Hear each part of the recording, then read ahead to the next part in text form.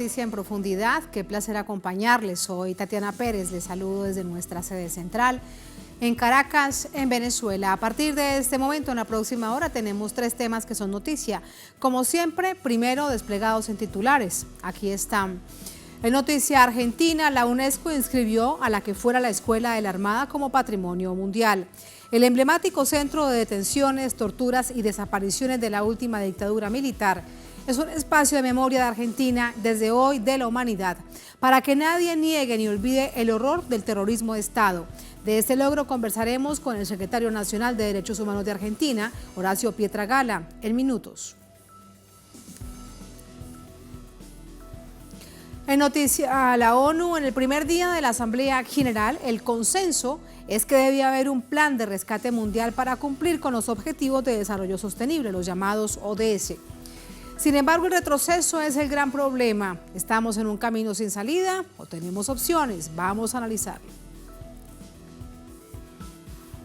En Noticia México, el ex canciller Marcelo Ebrard anuncia la creación de un movimiento ciudadano.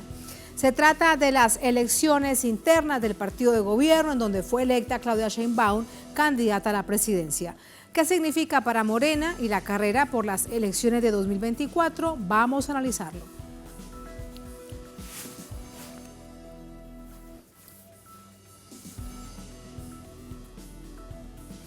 Noticia casi comienza. Bienvenidos, bienvenidas.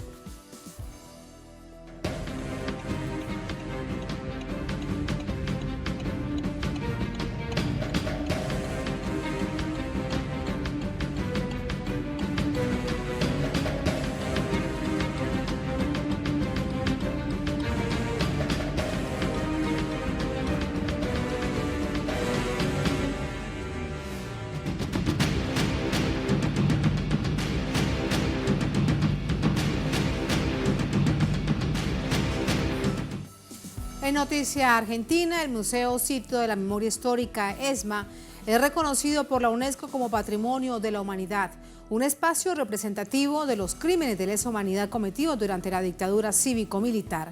Vamos a verlo. En la Convención de la Organización de las Naciones Unidas para la Educación, la Ciencia y la Cultura, que se celebra en Arabia Saudita, se aprobó este martes la histórica declaración del Museo Sitio de Memoria, ESMA, como un lugar con valor universal excepcional. Gracias a los países miembros de este Comité de Patrimonio Mundial, a ICOMOS por su profesionalismo y la amplia disposición al diálogo, al Comité de Patrimonio Mundial, a la Secretaría. Me llena de emoción que el Museo Sitio de Memoria ESMA sea Patrimonio de la Humanidad. Gracias, gracias, muchas gracias. Ubicado en la ciudad de Buenos Aires, lo que hoy es un museo, alguna vez funcionó como el mayor centro clandestino de detención, tortura y exterminio del país. Es testimonio material y físico de las violaciones a los derechos humanos y actos de terrorismo perpetrados por las Fuerzas Armadas Argentinas entre 1976 y 1983, durante la dictadura de Jorge Videla. Ahora se constituye como uno de los sitios de memoria del mundo, incorporados a la lista de Patrimonio de la Humanidad. Este reconocimiento se produce al cumplirse 40 años de la recuperación de la democracia en Argentina y en medio de propuestas negacionistas de algunos candidatos de la extrema derecha. No puedo contarles la tranquilidad que me da que la Escuela de Mecánica de la Armada sea un sitio de memoria declarada por UNESCO, para que nadie en Argentina pueda negar o olvidar el horror que se vivió allí. La memoria colectiva es lo que hace que los pueblos no repitan sus historias, afirmó el presidente Alberto Fernández. La verdad es que las madres y las abuelas nos enseñaron que no debemos buscar venganza. Nos enseñaron a no olvidar. Nos enseñaron a buscar la verdad, nos enseñaron a pedir justicia. Y es lo que hacemos, no es otra cosa. Las abuelas de Plaza de Mayo celebraron esta decisión y señalaron que es un reconocimiento mundial a las políticas de derechos humanos de Argentina, así como a los consensos democráticos construidos por el pueblo durante los 40 años de la democracia y una certeza sobre el nunca más. Es sin duda un reconocimiento a la lucha por la memoria, la verdad y la justicia, anhelo del país, de las víctimas y de los organismos de derechos humanos. Esta noche ha dicho lo siguiente a través de la red social X, la vicepresidenta del país, Cristina Fernández de Kirchner. Lo ponemos en pantalla. En el año 2004 y en su primer 24 de marzo como presidente, Néstor Kirchner decidió recuperar para la memoria la ex-ESMA. Ese mismo día, en ese mismo acto, conocimos a Juan Cabandier, nieto recuperado número 77, que había nacido en cautiverio de su madre, a la que nunca conoció, en ese centro clandestino de secuestro, tortura, muerte y desaparición. 11 años más tarde, 19 de mayo de 2015, junto a Estela y a Jeve, inauguramos en aquel siniestro lugar el Museo de la Memoria ESMA. Hoy por la mañana, la Organización de las Naciones Unidas, la UNESCO, declaró Patrimonio de la Humanidad al Museo ESMA, el centro clandestino de detención, tortura, exterminio que recuperamos allá por el 2004 e inauguramos en 2015. Quiso Dios que justamente hoy también recibiéramos a Estela de Carlotto junto a Mary Claire King, genetista estadounidense, profesora de la Universidad de Washington. Mary Claire es reconocida internacionalmente por la aplicación de la secuenciación del ADN para identificar a las víctimas de las violaciones a los derechos humanos, especialmente de desaparecidos. En Argentina esto se conoce como índice de abuelidad. Es, ni más ni menos, que el marcador genético que permitió la identificación científica de nietos y nietas apropiadas. También contribuyó con la identificación de los genes del cáncer de mama, entre otros logros. Una vez más, como antes en 2004, después en 2015, hoy y siempre, memoria, verdad y justicia, dice la vicepresidenta del país, Cristina Fernández.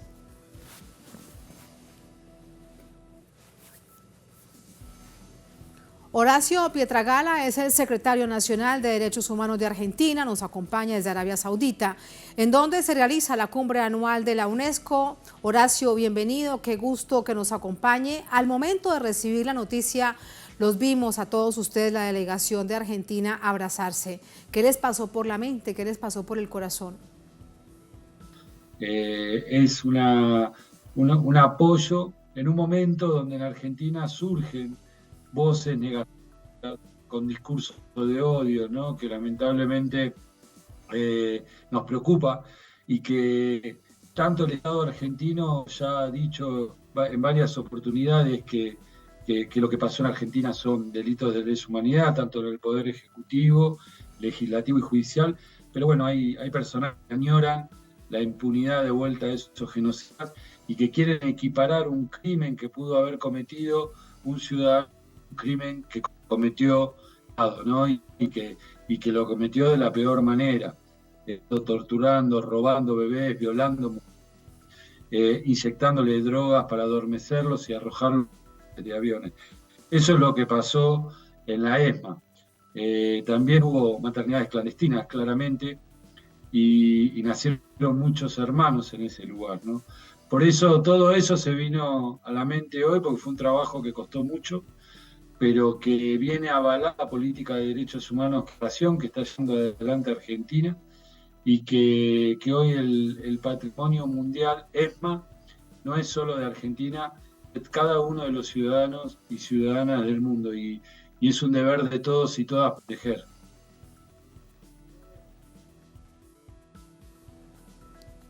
Horacio, ¿cómo se llega a este momento? ¿Cuál fue el proceso en la UNESCO? Aquí hay un punto, lo digo además en clave internacional, teniendo en cuenta que las categorías más conocidas son de patrimonios artísticos y culturales.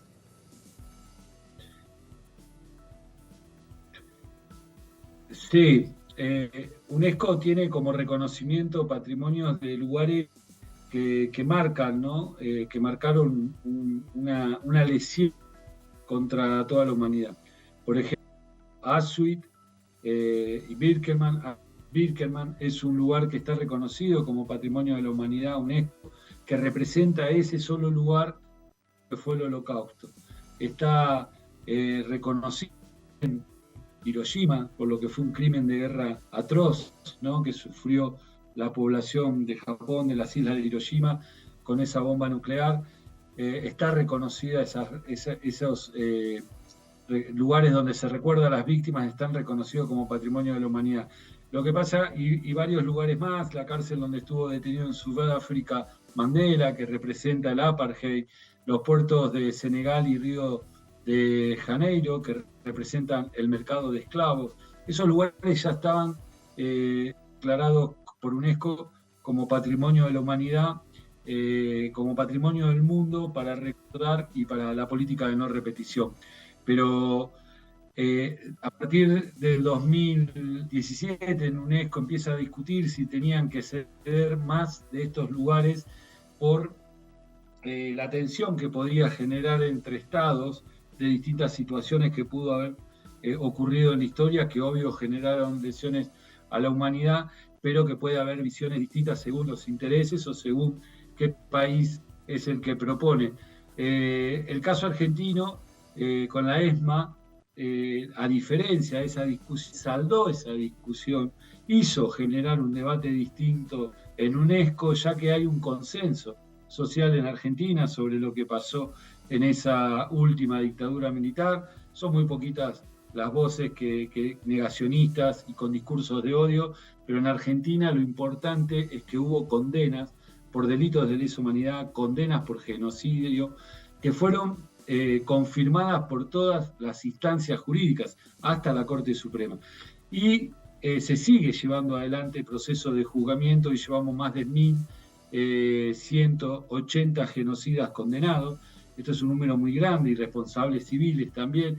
Y esto significa que hay una decisión del Estado de no llevar adelante políticas de impunidad hacia esos genocidas. Obvio que también esto tuvo una parte, un trámite que bueno, el país que quiere llevar adelante, como cualquier patrimonio que declara UNESCO, tiene que cumplir ciertos requisitos, que es un trámite tedioso, pero cuando hay voluntad política, cuando todos los actores juegan para que esto suceda, y por sobre todas las cosas, cuando hay una experiencia como la Argentina, que esto también tiene que quedar claro, si bien es reconocida la ESMA como Patrimonio de la Humanidad, también tiene que quedar claro que se reconoce lo que significó las dictaduras militares en toda la región, ¿no?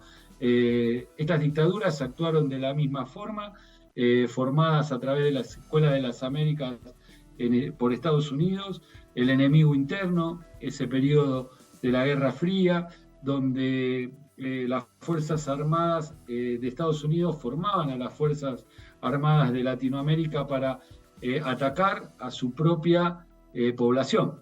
Lo vimos hace poquito, menos de 15 días, 10 días, una semana, un poquito más, 50 años del golpe a Salvador Allende en Chile. Esto significa que estas dictaduras militares tuvieron una misma función, el Plan Cóndor, la persecución de resistencia tanto de militantes políticos como de trabajadores organizados, de escritores, poetas, periodistas, madres de Plaza de Mayo, religiosos, religiosas como las monjas francesas que pasaron también por la ESMA. Esto significa que lo que querían aniquilar era cualquier resistencia a ese modelo económico que se iba a implementar post-dictadura militar o en el transcurso de la dictadura militar, que casi siempre eran proyectos liberales y que para el fin de los 70, a principios de los 80, se fueron transformando en neoliberales. Esto también es algo que tenemos que tomar atención, ¿no? Porque no es solo el resguardo de un patrimonio edilicio que cuenta que hubo horror. Ese patrimonio cuenta esta historia que estoy contando, cuenta el rol de las Escuelas de las Américas, cuenta el plan sistemático de exterminio de un montón de opositores políticos a esas dictaduras, cuenta el Plan Cóndor, cómo actuaron esas fuerzas sin fronteras para la represión, el secuestro, la tortura y el exterminio, cuenta el rol de Estados Unidos en todos los países de Latinoamérica. Por eso la importancia de que hay un consenso en que podamos tener miles de diferencias políticas, pero nunca podemos llevar adelante atrocidades como humanos, atrocidades tan aberrantes como las que se llevaron en los años 70 en toda nuestra región. Y esto ayuda también a repudiar los violentos que quieren llevar a algunos actores políticos, por ejemplo, como fue en Argentina el intento de magnicidio a nuestra vicepresidenta Cristina Fernández de Kirchner, que tuvo mucho que ver para que hoy estemos también conmemorando, celebrando, entre comillas, que sea patrimonio de la humanidad un edificio que muestra tanto horror, ¿no?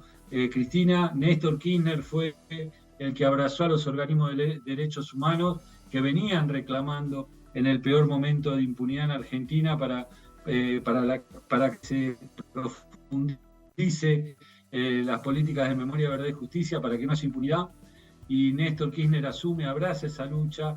Este predio de la ESMA estaba en uso de marinos, es Néstor quien saca a los marinos de ese predio y lo entrega a los organismos de derechos humanos y también lleva adelante políticas de gobierno de derechos humanos en ese predio, y es Cristina quien piensa el museo años después, y es el museo que hoy logra el patrimonio mundial de UNESCO para el resguardo, para la memoria, para la verdad, para la justicia y para las políticas de no repetición.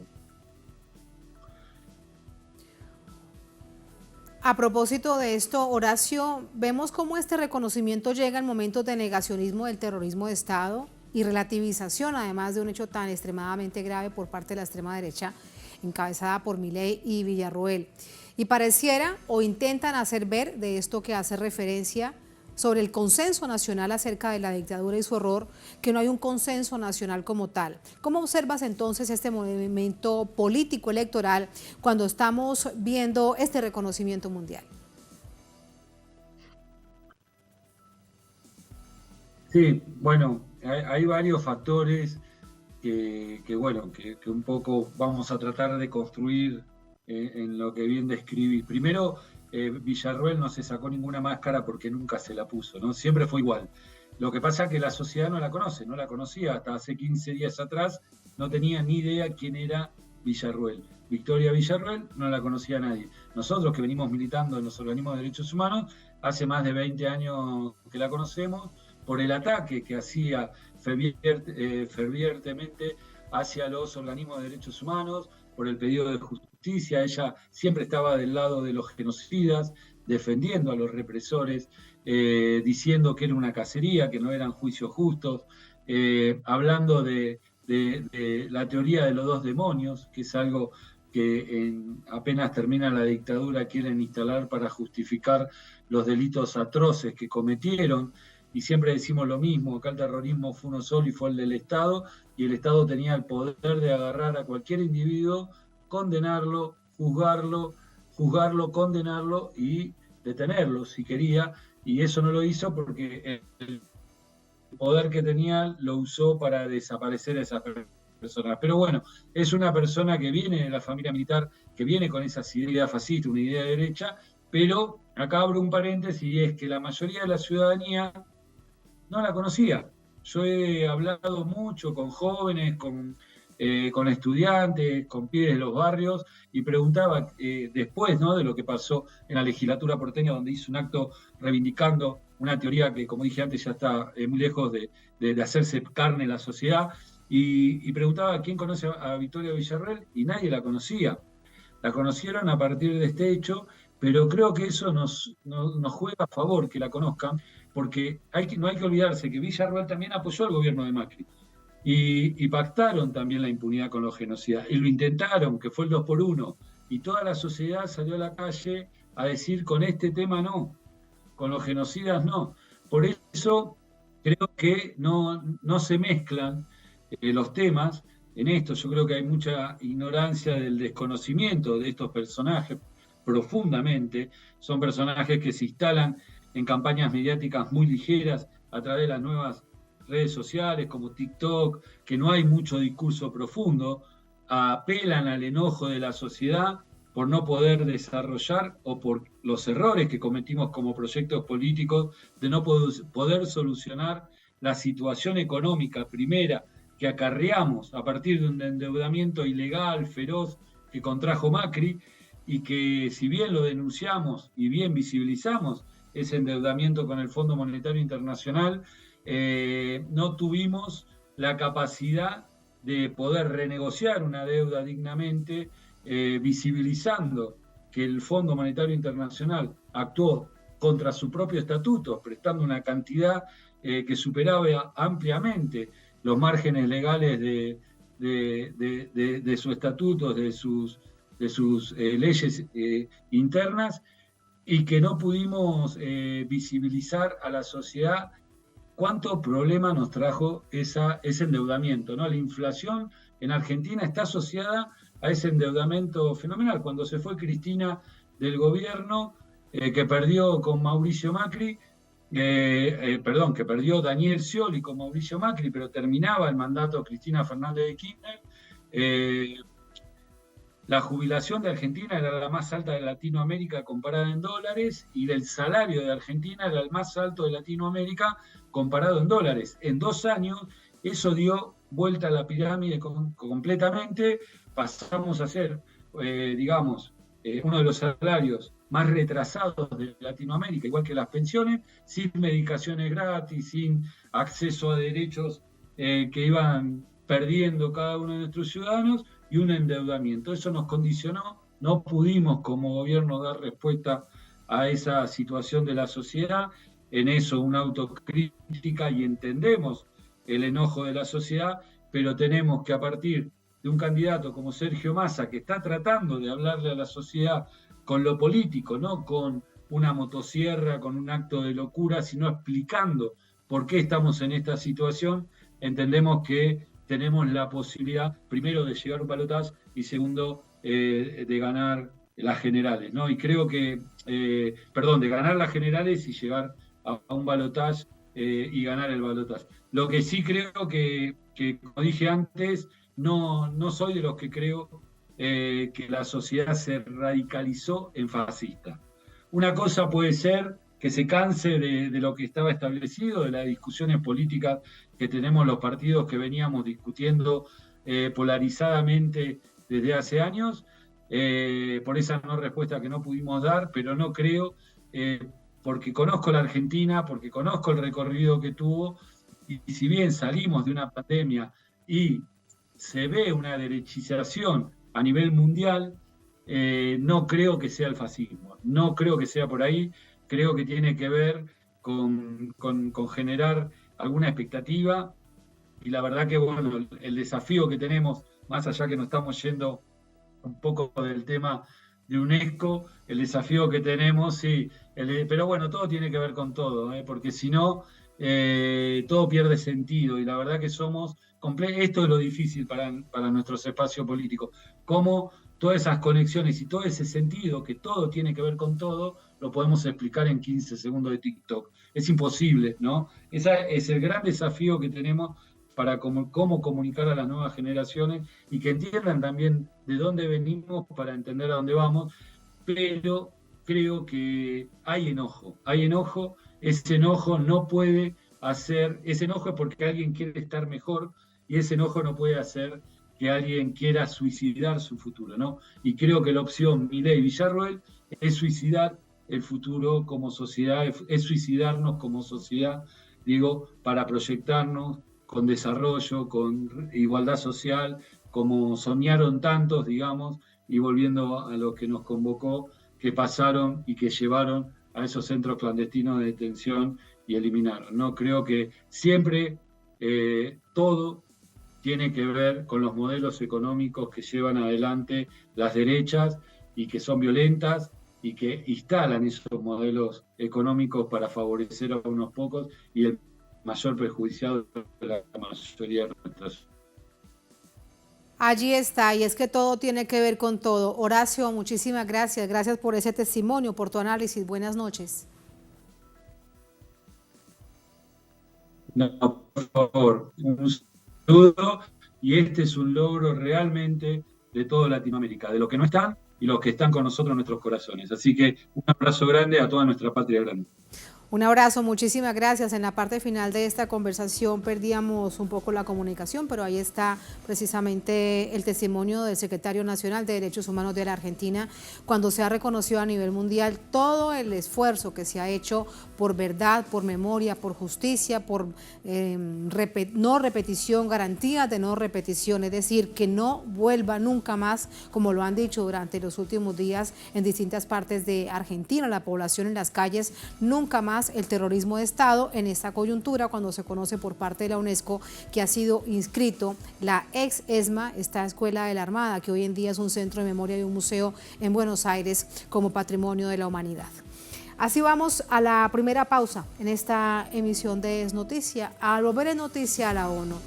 En el primer día de la Asamblea General, el consenso es que debe haber un plan de rescate mundial para cumplir con los objetivos de desarrollo sostenible. Sin embargo, el retroceso es el gran problema. ¿Estamos en un camino sin salida o tenemos opciones? Vamos a analizarlo. Al volver, estamos en Es Noticia.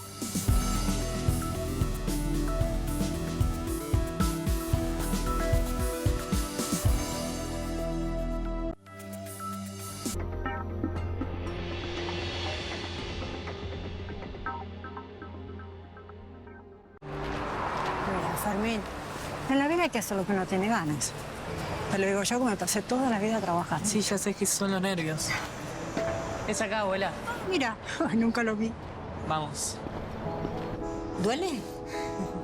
Este es lindo. No, abuela. Este me gusta. ¿Seguro? Sí. Ahora sí, para toda la vida. Para que después de toda una vida de trabajo puedas jubilarte y disfrutar el tiempo con los que siempre quisiste. Plan de pago de deuda previsional. Tu esfuerzo cuenta. ANSES, Argentina Presidencia. Una gira que fortaleció alianzas entre dos naciones. Telesur te llevó cada detalle de este encuentro donde el presidente Nicolás Maduro y el presidente Xi Jinping reafirman la cooperación bilateral para el desarrollo de ambos países y asumir nuevos retos. Quédate y sigue conectado a través de nuestra multiplataforma. Solo por Telesur. Horror sobre horror, el crimen organizado se ha ensañado sobre los migrantes indocumentados que cruzan México rumbo al sueño americano. San Fernando, última parada, viaje al crimen autorizado en Tamaulipas, es el más reciente libro de Marcela Turati que está con nosotros. No se lo pierdan. Cruce de palabras por Telesur. Cruce de palabras. Hoy. Solo por Telesur. Desde Colombia hasta Siria, Telesur conecta fronteras. Telesur siempre da más.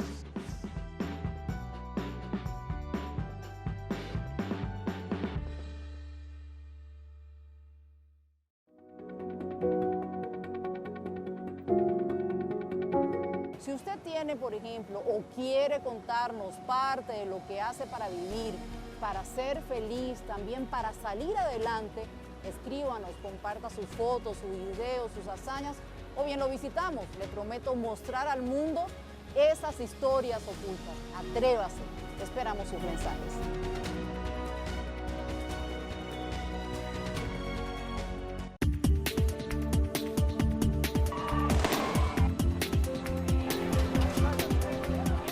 De lunes a viernes te ofrecemos un espacio de entrevistas que impulsa el análisis de los acontecimientos políticos. Sigue de cerca cada suceso del panorama latinoamericano a través de Enclave Política.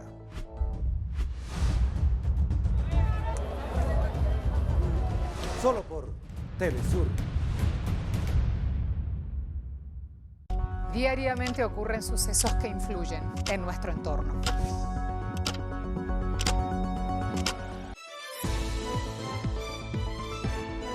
Entérate de las noticias más relevantes de América Latina y el mundo en nuestra agenda abierta.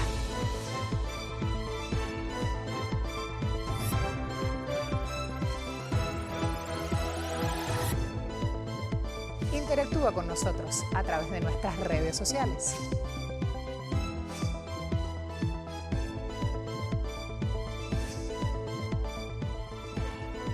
Los esperamos aquí, de lunes a viernes, solo por Telesur.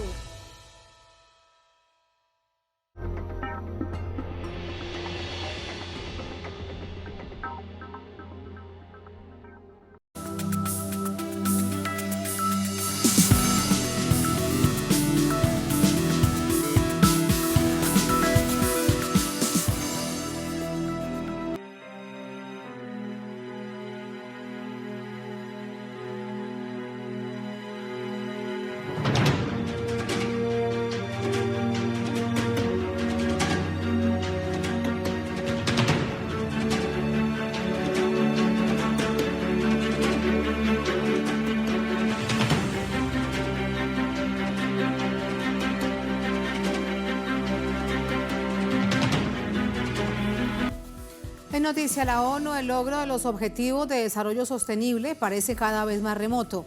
Frase constante de líderes y lideresas que han pasado este martes por el estrado de la sede de la Asamblea General del organismo en Nueva York. Se trata de un consenso de los países emergentes y los llamados en vía de desarrollo que exigen cambios globales urgentes. En esta cumbre 78 de la ONU, los participantes y representantes de los 193 Estados miembros han hablado en la primera jornada. Allí se han escuchado diagnósticos de las razones de la crisis global que pasa por el modelo capitalista imperante, por consecuencias de la pandemia de la COVID-19, por guerras y cambio climático. Ante este panorama hay poca esperanza en el cumplimiento de los Objetivos de Desarrollo Sostenible para el 2030. La única forma de recomponer el mundo es hacer una transformación profunda. De lo contrario, un ejemplo, 800 millones de personas que padecen hambre en el planeta seguirán sin comer.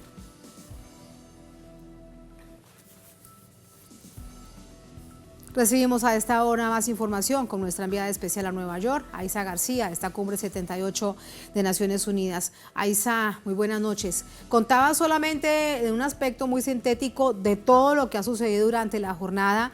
Nuestra querida Aiza, hay parte de un consenso de hay que hacer algo, pero hay muchos otros temas de los que se han hablado y que falta además por discutir. ¿Qué hemos visto? ¿Qué no hemos visto? Adelante. Buenas noches para ti también, Tatiana. En efecto, hay muchos temas que han sido concurrentes, pero la guerra en Ucrania, digamos que ha monopolizado la atención de la diplomacia mundial, de los discursos que hoy han tenido lugar aquí, que en total son 36.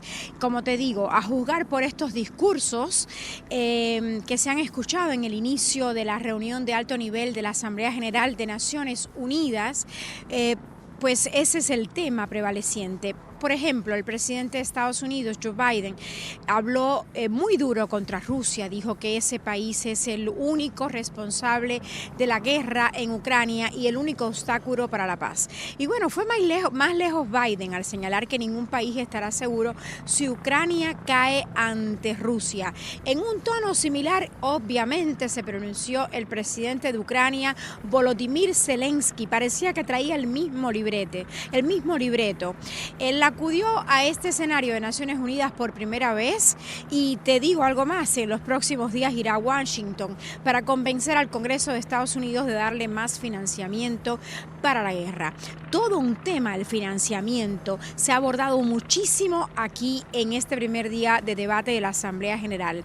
Por ejemplo, el presidente de Colombia, Gustavo Petro, yo diría que puso el dedo en la llaga al preguntarse por qué Estados Unidos no le pone al conflicto palestino-israelí el mismo interés y financiamiento que destina a el conflicto en Ucrania. Al hablar del doble rasero de la política estadounidense, bueno, él usó otras palabras, él habló de la hipocresía, de la práctica política de Estados Unidos, dijo que este país no ha logrado, junto con otros ricos, poner los 100.000 millones de dólares prometidos para frenar la crisis climática, pero sí ha puesto muchos millones para que se maten rusos y ucranianos. Dijo que se olvidaron que las mismas razones que se expresan para defender a Volodymyr Zelensky, el presidente de Ucrania, son las mismas razones con las que se debería defender a Palestina. Es un pensamiento que a mí me gustó muchísimo y lo quería repetir esta noche aquí en tu programa, Tatiana.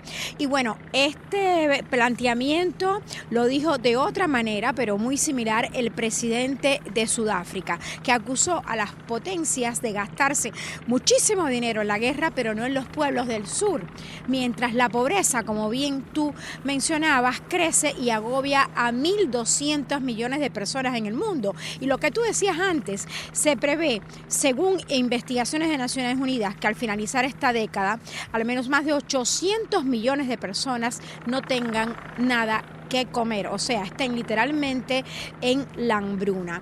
Y bueno, otro discurso interesante de hoy fue el de Alfredo Fernández, presidente de Argentina, quien abogó por promover la justicia social. Apeló a paradojas interesantes. Mira, dijo que el Fondo Monetario Internacional, y bueno, aquí volvemos a hablar de financiamiento, dijo Fernández que el Fondo Monetario Internacional financia la guerra a Ucrania, pero no puede subir los intereses cada vez que la Reserva Federal de Estados Unidos sube sus tasas para contener la inflación de aquí, de Estados Unidos. Y entonces él explicaba que cuando el Fondo Monetario Internacional sube el interés, ese interés pues aplica sobrecargos a muchos países que intentan, así con muchísimo esfuerzo, pagar su deuda. Y bueno, se le hace demasiado difícil, porque además es lo que decía, ese Fondo Monetario es el mismo que financia a Ucrania. Bueno, no sabemos si con ese sobrecargo que le cobra a los países al alzar las tasas de interés. Y otro tema se habló aquí muchísimo hoy fue el tema de la deuda externa, ¿sí? Sobre ese tema también se pronunció el presidente de Cuba, Miguel Díaz-Canel, quien preside el grupo de los 77 más China, que representa el 80% de la población mundial y que viernes y sábado últimos tuvo una gran reunión, yo diría que una histórica reunión en La Habana, Cuba.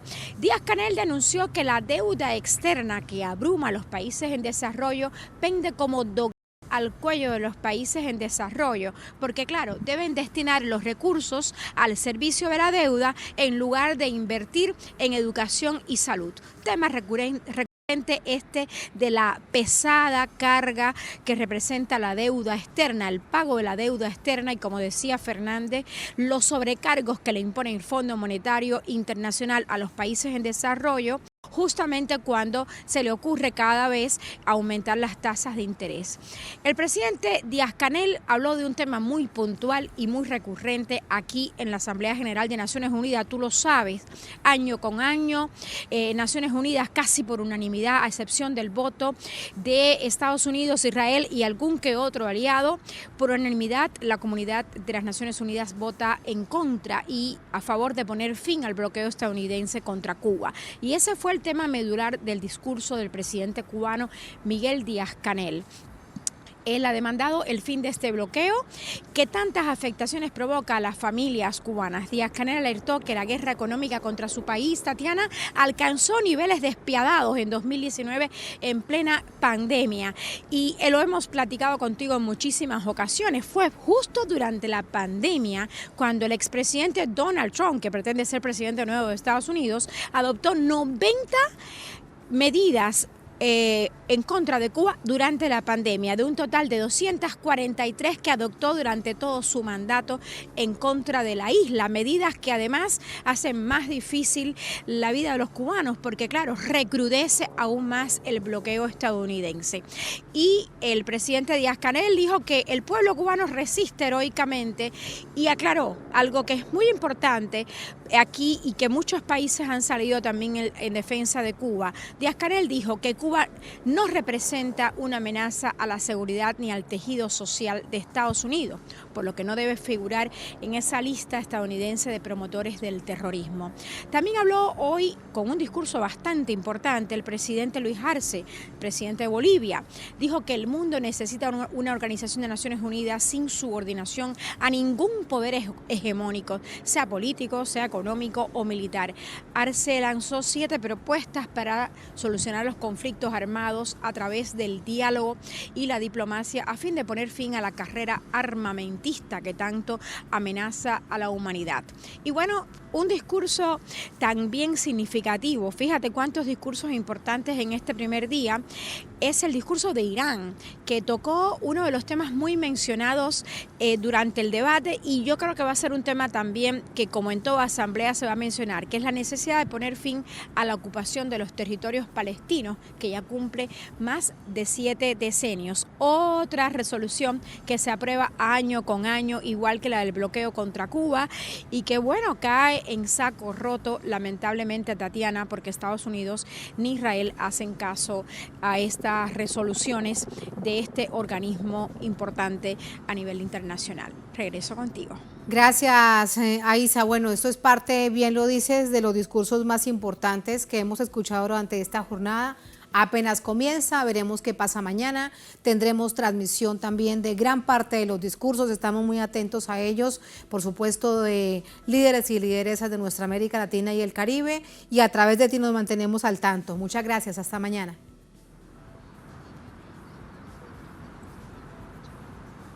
Hasta mañana, Tatiana. Hasta mañana.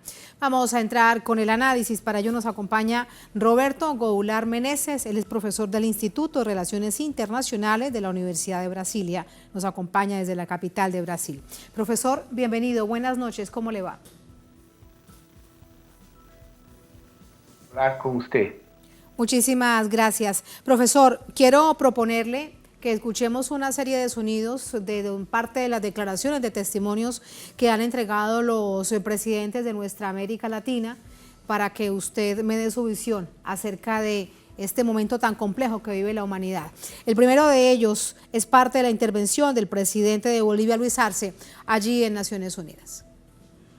Hermano vicepresidente, hace un año en este mismo foro denunciamos que el mundo enfrentaba una crisis capitalista que ponía en riesgo a la humanidad y a la existencia misma del planeta. Lamentablemente, a un año de esa declaración, ese delicado escenario no ha cambiado. El sistema capitalista, en su afán de imponer su decadente hegemonía, replica prácticas de dominación y explotación colonial que deberían estar ya superadas. Un tema transversal, profesor, el modelo capitalista que impera en la mayor parte del mundo y que es responsable de esta crisis civilizatoria que estamos viviendo. ¿Qué hacer ante este modelo? Han dicho distintos jefes de Estado, hay que hacer algo, pero el asunto es que las grandes potencias que lo han impuesto no están dispuestas a ceder. Sí, es importante recordar lo que escribió María Estela Svampa, que es una intelectual argentina que habla acerca del neoestrategismo en el capitalismo contemporáneo, o sea que la naturaleza tornó-se una forma de acumulación en estos últimos 20, 30 años y que esto está creado las llamadas zonas de sacrificios, que por ejemplo en Bolivia tenemos las zonas de sacrificio en el caso de la explotación de gas, de petróleo, ¿no? Y también otros recursos minerales. Y ahora nos vemos también en el caso de Chile, en el caso de Brasil, por ejemplo, en la Amazonía, en Minas Gerais, cuando la represa de rejeitos, ¿no? de Vale de Rio Doce en Brasil, una empresa brasileña transnacional que sacrificó mucha gente, incluso los pueblos indígenas, Krenak, por ejemplo, y que mató, fez hecho morir un río, ¿no? Entonces, la cuestión central que Luis Arce, el presidente boliviano, coloca es fundamental porque muestra que es necesario para frenar la crisis climática, que no es apenas mitigar, o sea, no es apenas inversiones en tecnologías, inversiones en energías limpias que va a desviar a la humanidad de una gran catástrofe. Por esto que esta década tem sido llamada de lo decenio, la década decisiva. Y esto es un punto principal. Creo que muy feliz el presidente Luis Arce al tratar directamente la cuestión central que amenaza como toda la humanidad. Precisamente de esto hablaba el presidente de Brasil, profesor Luis Ignacio Lula da Silva. Hay que hacer algo con respecto a la crisis climática, al cambio climático que ya agobia a toda la humanidad. Lo escuchamos. Entonces, el mundo no se había dado cuenta de la gravedad de la crisis climática, pero hoy está llamando a nuestras puertas, destruye nuestros hogares, nuestras ciudades, nuestros países, mata e impone pérdidas y sufrimiento a nuestros hermanos, especialmente los más pobres. El hambre, que fue el tema central de mi discurso en este Parlamento Mundial hace 20 años, afecta en la actualidad a 735 millones de seres humanos que se van a la cama sin saber si mañana tendrán algo que llevarse a la boca. El mundo es cada vez más desigual. Y transversalmente, profesor, la desigualdad ha aumentado, producto del cambio climático y también de otras acciones. Así que cuando estamos observando que desde el mundo capitalista, de las grandes potencias hablan, por ejemplo, del capitalismo verde, ante qué nos estamos enfrentando y qué es lo que nos quieren decir, cuál es el mensaje que se está enviando en medio de esa situación tan compleja. Sí, presidente Lula, el discurso que fue lo discurso más importante, creo que ha hecho organismos internacionales, y creo que con un punto central de su discurso fue la cuestión de desigualdad. Entonces Lula politizó la desigualdad, pero que se hizo tratando de la situación real de Brasil en comparación con el mundo. Entonces cuando Lula critica lo adventismo, como ahora nosotros venimos en la reportaje de Nueva York, que hablaba acerca de dinero para la guerra ucrania, mas no dinero para ayuda humanitaria para, por ejemplo, los palestinos. Entonces Lula habló de las desigualdades, de las diferentes dimensiones de la igualdad. Diferencia de desigualdad de género, desigualdad a la cuestión del racismo, Lula combatir a necesidad, y cuando habló sobre la cuestión de género, a cuestión de racismo, del combate al racismo, fue aplaudido. Entonces Lula fue aplaudido como que 7 veces hoy, y los momentos en que habló sobre todo acerca de la desigualdad y también de todos los esquecidos del mundo. Lula habló de Haití, habló de Palestina, habló de Yemen, de conflictos en el mundo, se solidarizó con la Libia también por cuenta de las catástrofes climáticas, y también recordó que no caso de la Europa, los derechos especiales de Sacles del Fundo Monetario Internacional en 2022 concedió como que 160 billones, mil millones de dólares para la Europa, y apenas una pequeña parte de esto para la África. Entonces es un problema central de los séculos XXI que está ahí. Son 2 problemas que están entrecruzados: la desigualdad y la cuestión climática. Profesor, y escuchemos ahora lo que ha dicho el presidente Joe Biden. Parte de esto dice algo que es cierto. Hay un punto de inflexión en la historia. Sin embargo, Biden, el presidente de Estados Unidos, dice que su país tiene el deber de liderar la causa común de los países, eso sí, asociados a Washington. Vamos a escucharlo. Colegas, líderes, nos reunimos nuevamente en un punto de inflexión en la historia mundial.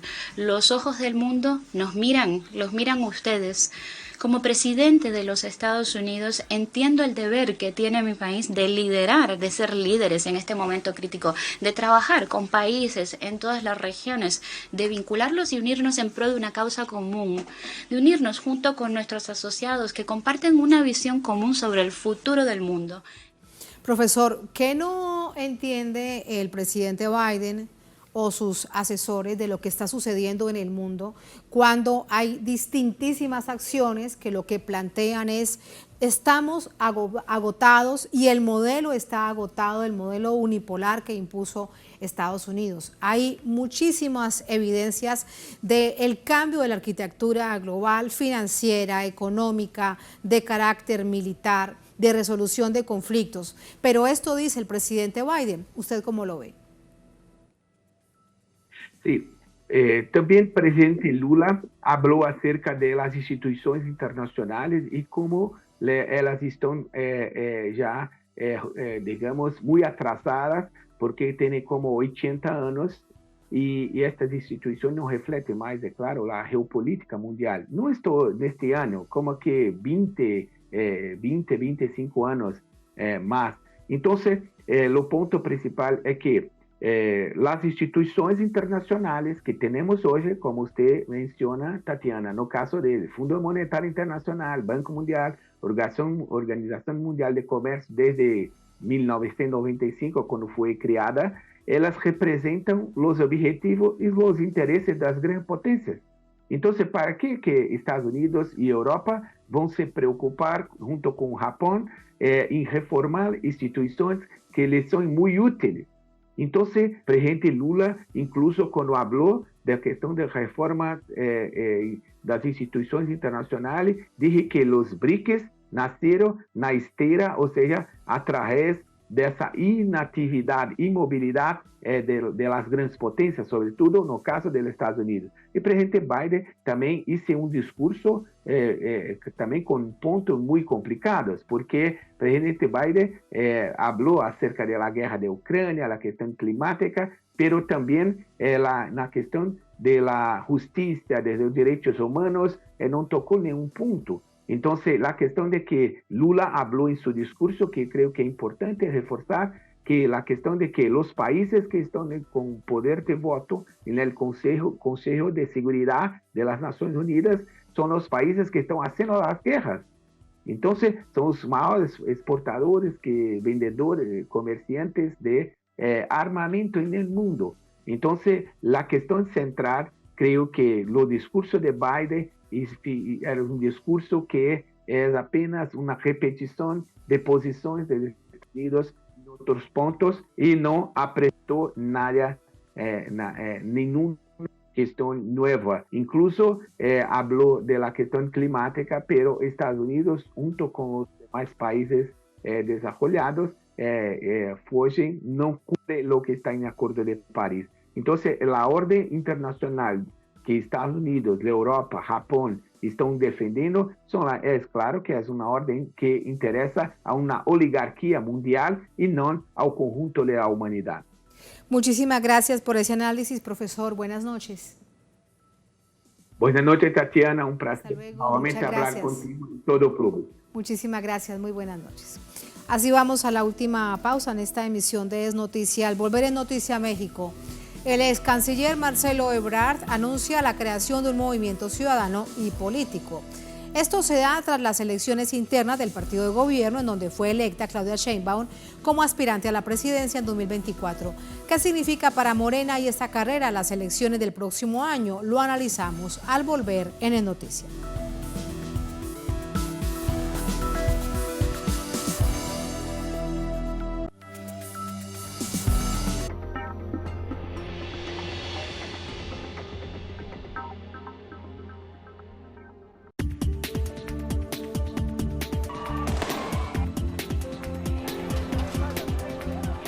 De lunes a viernes te ofrecemos un espacio de entrevistas que impulsa el análisis de los acontecimientos políticos. Sigue de cerca cada suceso del panorama latinoamericano a través de Enclave Política.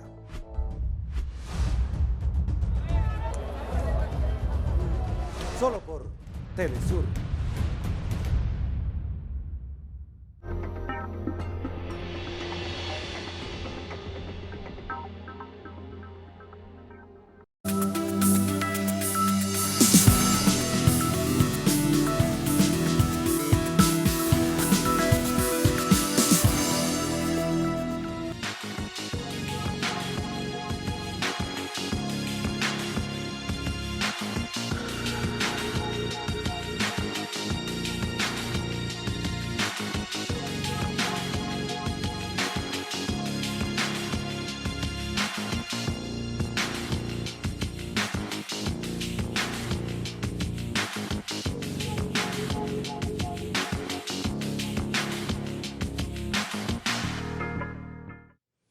En Noticia México, el ex canciller Marcelo Ebrard anuncia la creación de un movimiento ciudadano y político tras quedar fuera de la contienda electoral del partido de gobierno de Morena. Vamos a ver. Este lunes, el exsecretario de Relaciones Exteriores presentó la asociación civil de nombre El Camino de México, tras no ser elegido como líder nacional en la defensa de la Cuarta Transformación. Es una asociación civil lo que estamos formando hoy, no es un partido. Claro, porque los partidos no se pueden formar ahorita. ¿Por qué formamos una asociación? Es la forma de organizarnos. Somos un movimiento político. Eso es lo que somos. Pero necesitamos tener nuestra propia forma de organización. El anuncio implica la creación de una corriente o facción dentro de Morena, que está prohibida por los estatutos, de acuerdo al presidente nacional, Mario Delgado. Felicitamos a Marcelo por esta decisión, que siga contribuyendo de manera tan importante a este proyecto de transformación Y bueno, él tiene todo su derecho a organizarse, a tener esta asociación civil. Obviamente, como lo establecen los estatutos de Morena, no hay corrientes aquí en Morena, no hay ningún tipo de afiliación corporativa, ni puede representar ninguna asociación o ninguna organización. El pasado 10 de septiembre, Ebrard presentó una impugnación al proceso interno de Morena, en el que la ex jefa de gobierno, Claudia Sheinbaum, fue elegida para ser la eventual candidata de la tolda política ante la Comisión Nacional de Honestidad y Justicia. En ella, declaró la nulidad del proceso y exigió que se haga una nueva contienda. Con ello, el ex canciller pausó su salida de Morena. Sin embargo, hizo hincapié que está a la espera de respuestas sobre la demanda que será crucial para determinar el camino a seguir. El presidente nacional de Morena aseguró la revisión exhaustiva del documento. Nosotros pedimos que se hiciera una revisión a fondo, que se fuera a las últimas consecuencias, que no fuera una revisión que dejara ahí cabos sueltos, sino que se atienda con mucha seriedad, con mucha responsabilidad, y es lo que está haciendo la comisión. Ante cientos de simpatizantes, Marcelo Ebrard señaló que, a partir del 20 de septiembre, llevará a cabo una reunión con diputados locales, alcaldes y otros representantes para comenzar a organizar la gira que realizará por el país. Bueno, ¿y esto qué significa? Vamos a analizarlo. Para ello nos acompaña Nayar López Castellanos. Es politólogo, latinoamericanista, profesor e investigador en la Universidad Nacional Autónoma de México. Nos acompaña desde México, desde la Ciudad de México. Profesor, bienvenido. Muy buenas noches. ¿Cómo está? ¿Qué tal? Buenas noches, Tatiana. Muchas gracias. Bueno, el ex canciller, el ex secretario de Relaciones Exteriores de México anuncia que crea un movimiento ciudadano, pero de carácter político, pero que todavía no, que no es para el próximo año. Así que un poco confuso. Quiero preguntarle a usted cómo lo entiende. Para señalar que su decisión, digamos, de no reconocer los resultados del proceso interno del partido Morena, que dieron como ganadora, digamos, a Claudia Sheinbaum, pues refleja un grado de inmadurez política, porque desde el principio en que se empezó a manejar ya las aspiraciones de cada uno de los que compitieron, Claudia Sheinbaum tenía un primer lugar que nunca se movió, ¿no? Más allá de alguna que otra que pudiera haberse dado alguna irregularidad, pues no acepta lo que es sentir de la mayoría de los integrantes de ese partido y de un sector de la sociedad que también se pronunció en las encuestas. Entonces su anuncio inicial de que desconocía el proceso y que estaba plagado de irregularidades que no quedan claras a cuáles se refiere, pues muestra esa, por un lado, digamos, esa inmadurez política, pero también por otro lado, pues una ambición personal, pues notoria, ¿no? En el sentido de que no es la primera vez que quiere ser candidato presidencial, ya lo había intentado en el 2012, no resultó, y entonces no está viendo más allá del movimiento y de los intereses de este proceso, pues por sus propias aspiraciones personales, ¿no? Profesor, pero esto, sí, pero aquí permítame preguntarle para avanzar un poco más en esta misma idea. ¿Quiere decir que se va o que no se va de Morena? ¿O que todavía no ha decidido? Es que es realmente confuso. Sí, no, ese es el detalle, digamos, ¿no? Que dice una cosa pero está haciendo otra. Es decir, él plantea que hasta que no salga el resolutivo de la comisión interna de Morena que analiza su demanda, su impugnación, no va a definir de manera concreta su salida.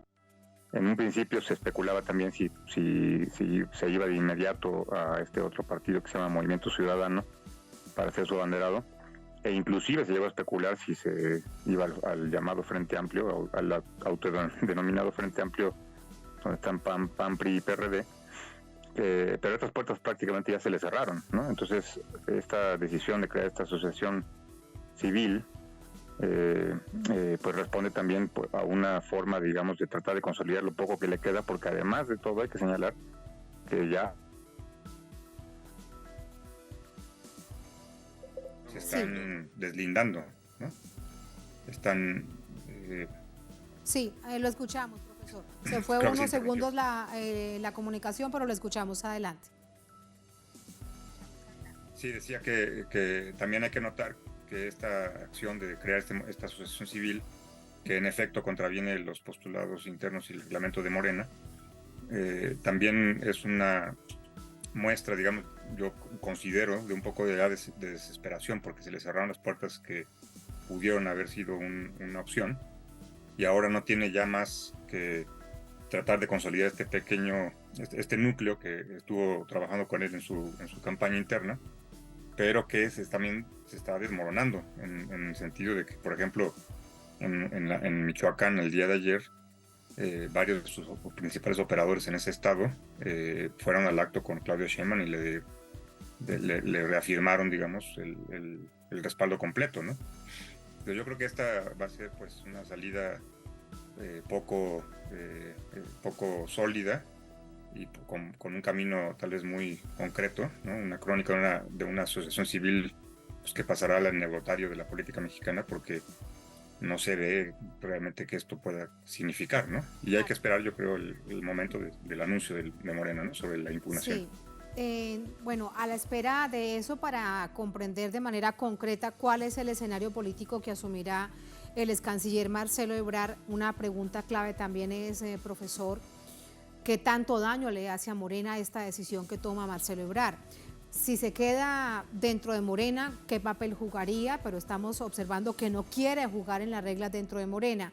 Se va de Morena, ¿qué daño le hace al movimiento político, al partido de gobierno de cara a las elecciones de 2024? Pues sí, en el escenario que yo veo ya cada vez más lejano de que se quede dentro de Morena, pues obviamente que se fortalecerá y se mantendrá algún sector que lo esté apoyando hasta el final, digamos que sea incondicional, estará apoyando la campaña de Claudia Sheinbaum. En la lógica de que se mantenga, que finalmente él renuncie a Morena y se separe, habrá que ver qué decisión toma y cómo vende, digamos, su capital político en el caso de llegar a apoyar a otra candidatura, porque salvo que él se inscribiera como candidato independiente, lo cual pues no tendría un augurio muy exitoso, que digamos, lo que él va a provocar en realidad pues puede estar interpretado por dos formas, ¿no? Es decir, una, que pudiera restar algún tipo de voto a Morena, pero sobre todo, y es lo que más coincide un poco el análisis en general desde diferentes puntos de vista, es que la mayor perjudicada pues es el sector del Frente Amplio, porque Ebrard pues tiene cierta simpatía, digamos, en lo que se conoce como la clase media, lo que se nombra clase media, que pudiera haber, en su caso, votado por la candidatura de la oposición, ¿no? Entonces, todavía está un poco, digamos, todavía claroscuros, digamos, en este panorama, que no queda muy claro realmente qué tanto puede llegar a perjudicar a la candidatura de Claudia Sheinbaum. Yo considero que va a ser un daño menor, muy, muy pequeño en realidad. Y que más que nada, lo que se fractura más y lo que más perjudica en realidad es a la oposición, ¿no? Porque se dividen los votos ahí. Muchísimas gracias por ese análisis, profesor. Muy buenas noches. Buenas noches, Tatiana. Que estén muy bien. Muchas gracias, hasta luego. A ustedes gracias por habernos acompañado. Ponemos punto final a esta emisión de Noticia. Un placer. Hasta mañana, sigan con nosotros.